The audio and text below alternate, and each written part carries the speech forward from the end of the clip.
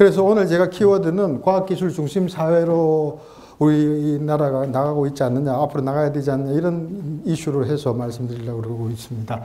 여기 지금 표지에 있는 사진은 뭐 여러분이 다 아시다시피 저와 저희 집사람이 이제 몇 년 전에 그 훈장을 받을 때 그때 찍은 사진이고요. 그 다음에 옆에 있는 건 지금 말씀하신 영어 이름으로 하면은 우리 이름으로 하면 이태우고 영어 하면 태우리 교수님 이 사진입니다.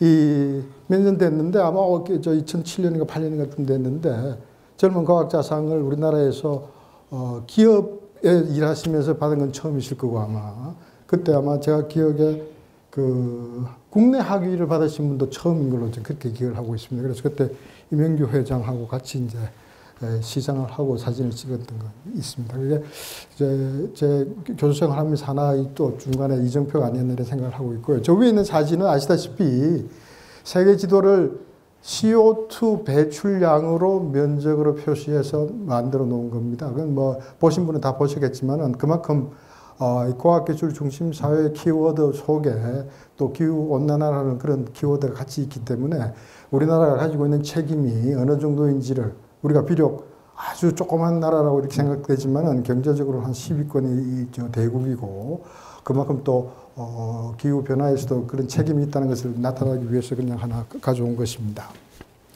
제가 말씀을 한 4, 50분 동안에 드리도록 하겠습니다. 우리 카이스트는 어떠냐?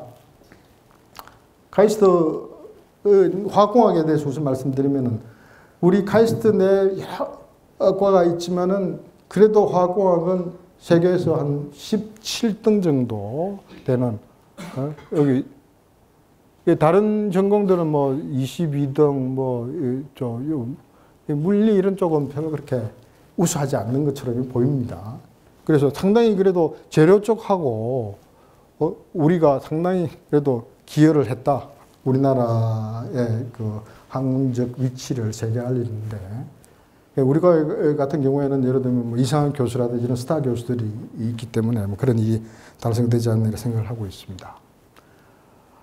우리 카이스트가 어떻게 성장했고 어떻게 생겼고 하는 건 여러분 대부분 아시지만 그래도 짧게 한 5분만 제가 말씀을 드리고자 합니다. 다 아시다시피 1960년도가 우리나라로 보면은 거의 재빈국 수준에 있을 때인데 우연한 기회에 이제 원어처장이 바뀌면서 원어처장이 정금원 박사의 전 지도교수가 되시면서 하나 박사님이라고 그분한테 이제 프로포저를 대학원 중심 대학교를 하나 만드는 게 우리나라의 장래를 위해서 좋겠다.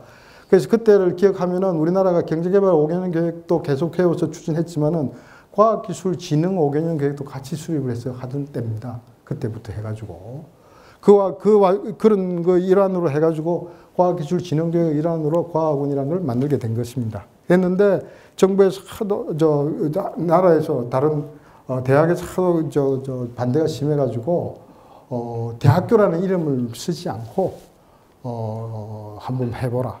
문교부에서는 우리는 절대 관여하지 않겠다. 그러니까 이제 그러면 과학기술처에서 그렇게 해라. 이렇게 해가지고 이제 시작된 게 우리 학교거든요.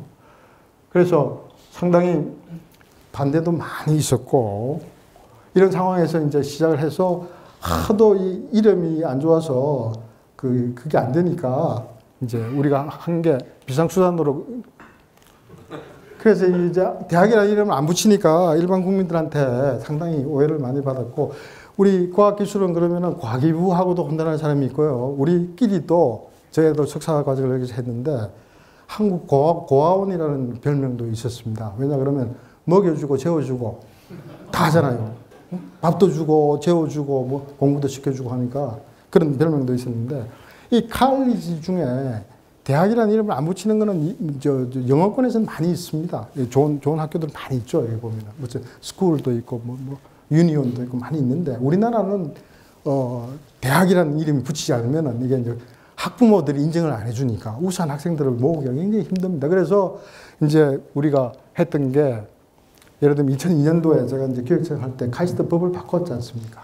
학교에 제일 기관장이 원장이 아니고 총장으로 바꿔야 된다. 그래서 그래야 이 학부모한테 편지 쓸 때 한국과학기술은 총장하고 나가는 거하고 한국과학기술은 원장하고 나가는 거하고 천지차가 나거든요. 그래서 그런 작업도 하고 이런 드라마도 하고 하는 그런 과정을 거쳐서 우리나라의 과학 영재를 기를 수 있는 체계를 갖춘 거죠. 과학고부터 시작해서 KIT, 카이스트 해가지고. 그리고 최근에는 이제 ICU와 통합해서 우리가 더 몸짓도 불리고 기술 사업화 쪽에 더 큰 일을 할 수 있도록.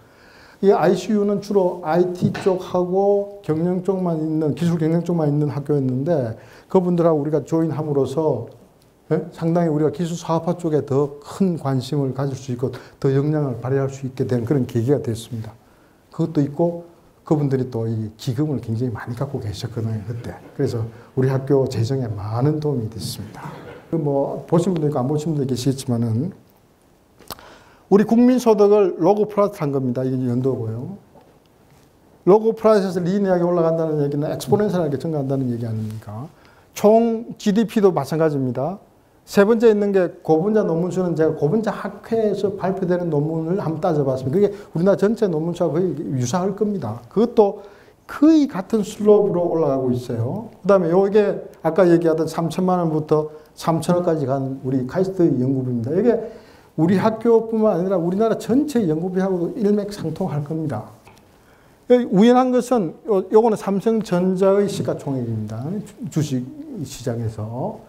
이런 패턴들이 거의 같은 스케일로 변하고 있다, 양적으로.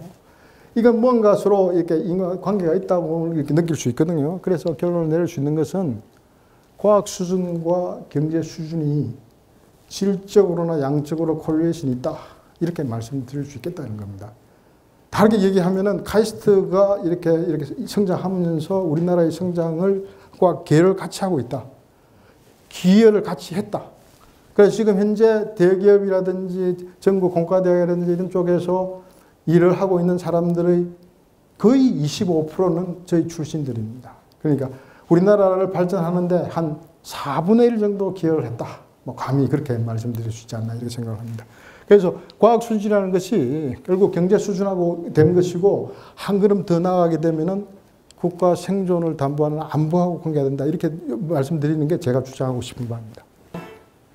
그래서 마지막으로 말씀드리는 건 이겁니다. 풍년심이라고 예를 들면은 고사에 이제 사람이 부러워하는 가상 동물이 이제 다리가 하나인 동물이 있다고 그럽니다. 근데 그 동물은 고담이 부러워하는 것이 다리가 하나라서 불편하니까 다리가 많이 있는 지네가 자기는 참 부럽다 이렇게. 지네는 야 다리가 너무 많으니까 컨트롤하기 힘들고 차라리 없이 뱀처럼 불러갔으면 좋겠다. 그다음에 뱀이 이제 부럽다. 뱀은 이제 몸을 움직여서 가야 되는데 가만 보니까 바람은 그냥 휙 하니까 원하는 데까지 날아가더라고요. 그래서 풍이거든요. 바람은 사실은 바람은 아시다시피 과학적으로 얘기하면은 공기의 바이브레이션이니까 에어가 이제 움직여야 되는 거 아닙니까? 그래서 그 가는 게 그렇게 쉬운 일은 아니거든요. 근데 마음만 먹으면 가니까 그래서 풍은 심을 불어하는 거죠. 근데 심은 또 이제 결국 돌아가서 그 아까 얘기했던 가상 동물을 불어하게 돼 있어요. 그러니까 우리가 항상 우리의 위치에서 항상 감사하는 마음에서 우리 자신이 가장 부러움이 대상이라고 생각하시는 것이 괜찮다는 거죠. 풍년심이라는 그런 마음으로 앞으로 지내도록 노력하겠습니다. 대단히 고맙습니다.